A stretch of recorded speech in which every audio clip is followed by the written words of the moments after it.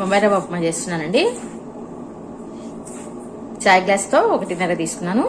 టమాటా జ్యూస్తో చేస్తున్నానండి. మొత్తం టమాటా జ్యూస్తో చేసుకోవాలి. 2 టమాటా జ్యూస్, 2 వాటర్. జీలకర్ర ఆవాలండి, ఇంగువ వేసుకోవాలి.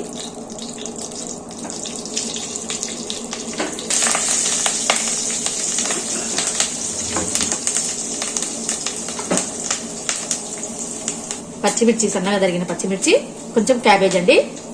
క్యాబేజ్ మొత్తం వేస్తున్నాను. తర్వాతకి ఉల్లిగడ్డ, తరుక్కున్న ఉల్లిగడ్డ, పచ్చిమిర్చి, క్యాబేజ్ అండి. ఇదండి క్యాబేజ్, ఆనియన్, పచ్చిమిర్చి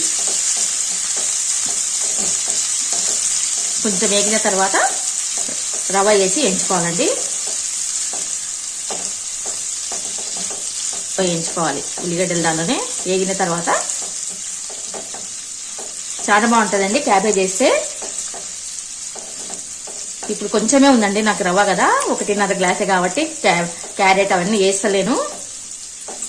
క్యాబేజ్, క్యారెట్ వేసుకోవచ్చు, బాగుంటుంది ఉప్మాకి. టమాటా జ్యూస్ అండి, మొత్తం టమాటా జ్యూస్తో చేస్తున్నాను. 2 టమాటా జ్యూసు, 2 వాటర్. మొత్తం కూడా వేసుకోవచ్చు అండి, టమాటా జ్యూసు మొత్తం కూడా వేసుకొని కూడా చేసుకోవచ్చు.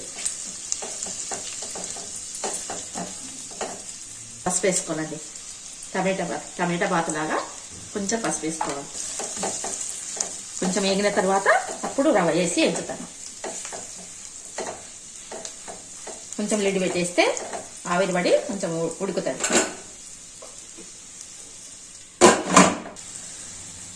ఈ ఆవిరే మనకి ఉడికిపోతుంది. ఇది సగం వేగిన తర్వాత రవ్వ వేసి వేయించుతానండి. మళ్ళీ మనకి ఉడికిపోతుందండి, ఉప్మాలో ఉడుకుతుంది. ఇవన్నీ మళ్ళీ మెత్తగా చేసుకోవద్దు, ఆనియన్ కానీ క్యాబేజ్ కానీ.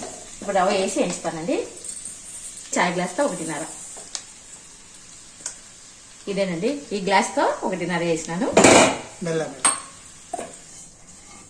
కొంచెం పసుపు వేసుకుంటే బాగుంటుంది ఉప్మా.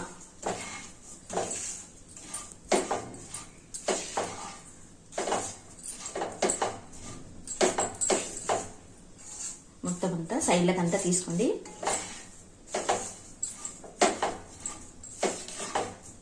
అప్పుడే రెడ్ కలర్ వస్తుందండి ఉప్మా రవ్వ.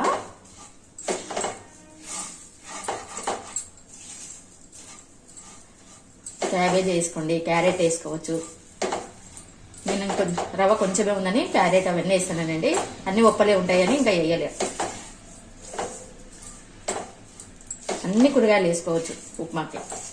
క్యాప్సికమ్ వేసుకోవచ్చు, అన్నీ ఉన్నాయి కానీ వేయలేదు. ఎందుకంటే రవ్వ తక్కువ, ఆకుకూరలు ఎక్కువ అవుతాయండి, వెజిటేబుల్స్ ఎక్కువ అవుతాయి, అందుకే నేను వేయలేదు.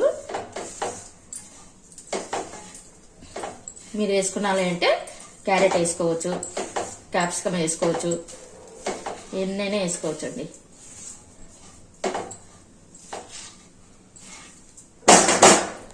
కొంచెం అంటే కొంచెం సేపు వేయగానే 3 గ్లాసులు పడుతుంది.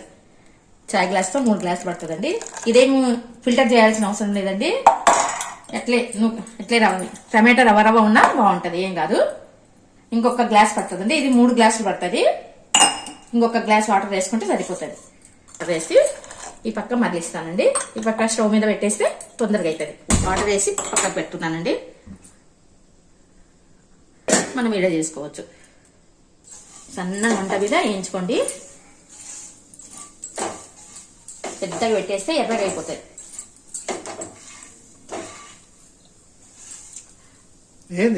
టమాటా ఉడికిపోతుందండి. టమాటా జ్యూస్ వాటర్ వేసినది మళ్ళుతుంది. ఇది ఈ వాటర్ తీసుకొని ఉప్మా వేసేస్తాను.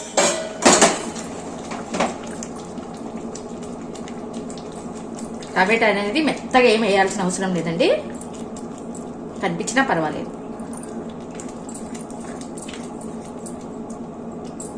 చూడండి, 4 వేసినా కానీ దగ్గరకు వచ్చేసి.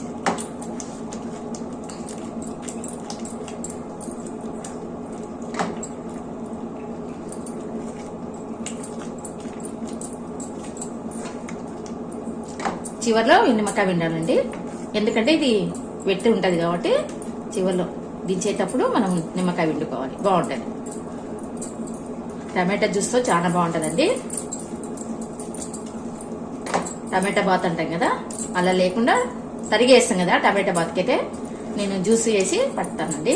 టమాటాలు మిక్సీ పట్టి జ్యూస్ లాగా వేసేస్తాను. 3 అయింది కదా, జ్యూస్ 3 అయితే 1 వాటర్ వేసినానండి. అప్పుడే మనకు అయ్యిందంటే పెన్నానికి అతుక్కోకుండా వస్తుందండి ఉప్మా. పెన్నానికి అంటుకోకుండా వస్తుంది. అయిపోయిందండి. Thank you for watching. Like, share, subscribe. అయిపోయిందండి ఉప్మా చేసేది.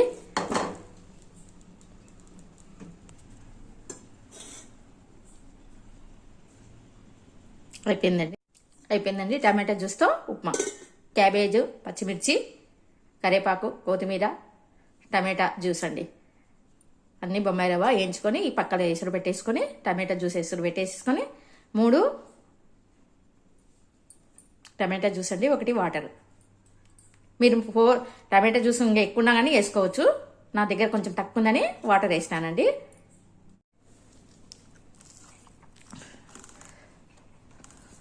సూపర్ ఉందండి. పుల్ల పుల్లగా చాలా బాగుంది. ఏం నంచుకోకుండా బాగుంటుంది. కానీ నేను చింతకాయ నంచుకుంటున్నానండి. మా వారు కుట్టదే బాగుందంట. టమాటా జ్యూస్ వేసినాం, క్యాబేజ్ వేసినాం కదా, క్యాబేజ్ వేసిన వల్ల చాలా బాగుందండి.